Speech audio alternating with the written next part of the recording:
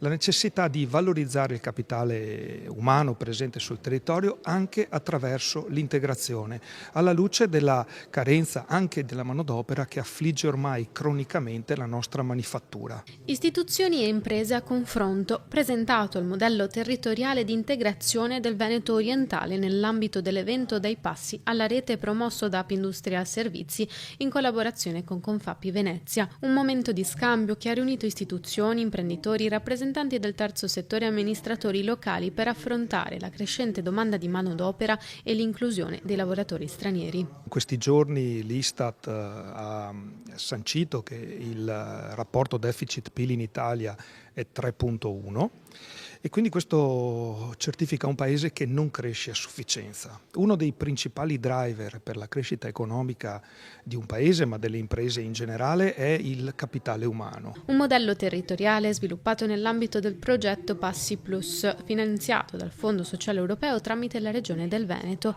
L'obiettivo condiviso è stato quello di costruire un sistema integrato capace di favorire non solo l'inserimento lavorativo, ma anche l'integrazione abitativa e sociale delle persone straniere.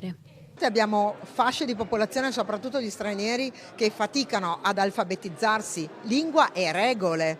Il lavoro diventa il modo di inserire e quindi il sistema produttivo che sta in un territorio vivace come questo, che ha questo tipo di problematiche, sa stare insieme, sa pensare a una progettualità condivisa. Bisogna cercare di non ghettizzare le realtà straniere che vengono in Italia, quindi non tanto una società multiculturale quanto una società integrata. Questo è il nostro obiettivo.